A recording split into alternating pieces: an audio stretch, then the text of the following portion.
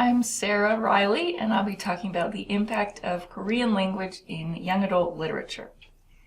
The novel Frankly in Love by David Yoon is marketed as a teen romance, but there's a lot more to it than that. The protagonist, Frank, is a senior in high school in California. His parents are from Korea, but he doesn't speak Korean fluently by any means, and they mostly speak to him in a sort of broken English. They want him to be successful in the United States, but they also want him to only date and marry another Korean, and as a result, he's kind of caught between two cultural influences. David Yoon shows the tension between the two cultures and the ways in which they mix, largely through how Frank interacts with the two languages, English and Korean.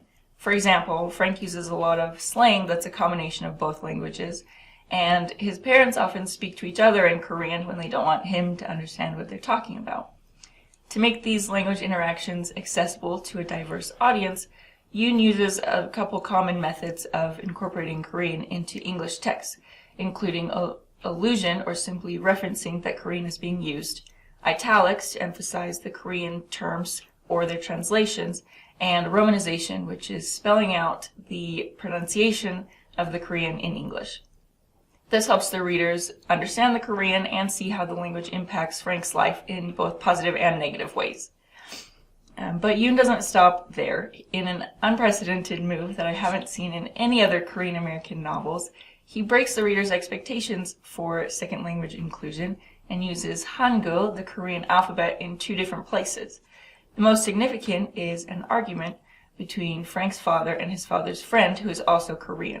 It's presented as 2 pages of almost complete Hangul with no immediate translations. This is not a common practice in English novels because of the significant barrier that a foreign writing system can be to the average English-speaking reader. But that's exactly why it's so effective here, because other than the angry tones and the occasional swear word, Frank can't understand what the adults are arguing about, and because he's the first-person narrator, neither can the readers. The visual format of the Hangul brings the readers to the same level as Frank and invites them to empathize for his confusion in this scene. Yoon could have simply alluded to the Korean being used, but instead he creates a tangible moment that is literally showing instead of telling.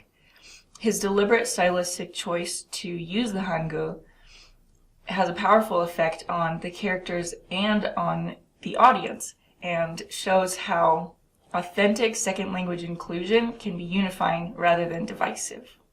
Thank you.